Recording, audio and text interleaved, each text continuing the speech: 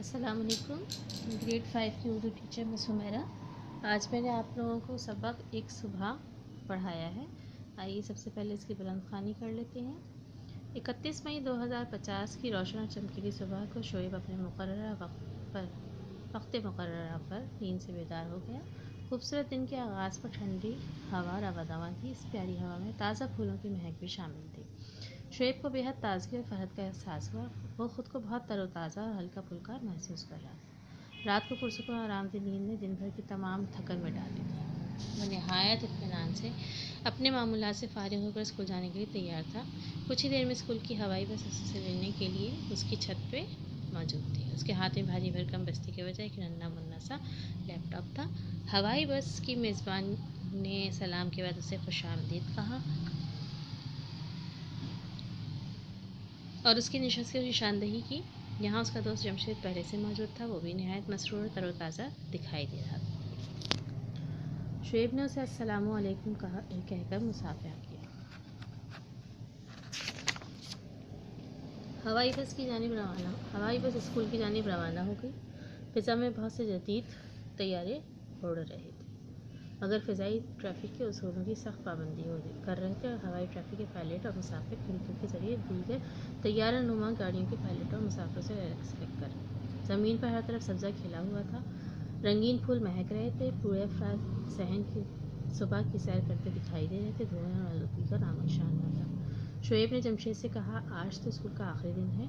कल से मौसम गर्मा की तातीलात हो रही हैं। तुम इन छुट्टियों में क्या करोगे? जमशेद ने जवाब दिया, माशाअल्लाह हमारा मुल्क तो इतना खुशहाल और तरक्की याफ्ता है कि हमें किसी मुश्किल का सामना नहीं करना पड़ता।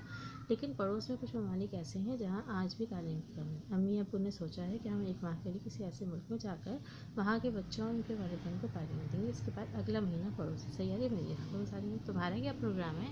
शोएब ने कहा, मैं भी एक माह के लिए अब्बू अम्मी के साथ मिलकर किसी गाँव में जाऊँगा।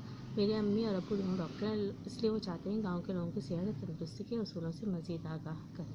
अल्हम्दुलिल्लाह हमारे मुल्क की तालीम का तनासब 99% है, इसलिए देहातों में भी तमाम सहूलियात मौजूद हैं। मगर एक आध गाँव ऐसा भी है जहाँ तालीम का तनासब कम है। सब पाकिस्तानी की जिम्मेदारी है कि ऐसे देहातों की तरक्की के लिए कुछ ना कुछ ज़रूर करें। हाँ, इसके बाद हम एक महीने के लिए चाँद पर भी जाएंगे। अभी वो ये बातें कर ही रहे थे कि अचानक तैयारी का वज़न बिगड़ने लगा और वो धड़ाम से फर्श पर गिर चुका था और अम्मी इसके सिरहाने खड़ी कह रही थी, जल्दी उठो, तैयार हो। देखो बिजली भी चली गई है और हाँ, आज सीएनजी की बंदिश है, इसलिए स्कूल की गाड़ी नहीं आएगी। तुम्हें स्कूल पैदल जाना पड़ेगा। जल्दी करो, कल भी हड़ताल की वजह से छुट्टी हो गई थी। शोएब अब जान चुका था कि उस सुबह महज एक ख्वाब थी, मगर 2050 तक इस ख्वाब को ताबीर दी जा सकती है। ठीक है, इस सबक में क्या बताया है कि पाकिस्तान इतना तरक्की कर गया कि 99% उसका पढ़ाई का रेशो हो गया। तो अल्लाह ताला से हमें दुआ करनी चाहिए, खूब मेहनत करनी चाहिए कि हम इस काबिल हो जाएं कि पाकिस्तान में हर शख्स जो है वो पढ़ा लिखा हो जाए और हम इतनी ज़्यादा तरक्की कर जाएं कि हमारी गाड़ियाँ भी उड़ती हुई इधर से उधर जाएँ। ठीक है, और हम दूसरों की मदद करने के लिए हर दम और हर वक्त तैयार रहें। इस सबक की बुलंद ख़्वानी आप लोगों को करनी है। टाइटल पेज बनाना है, तारुफ़ी सफ़ा। सबसे पहले तारुफ़ी सफ़ा आप लोग बनाएंगे, फिर इसमें चैप्टर का नाम और डिटेल डालेंगे आज की, और आपका आज का ये काम मुकम्मल हो जाएगा। फिर नेक्स्ट क्लास में हम इसका बाकी डिटेल्स पढ़ेंगे।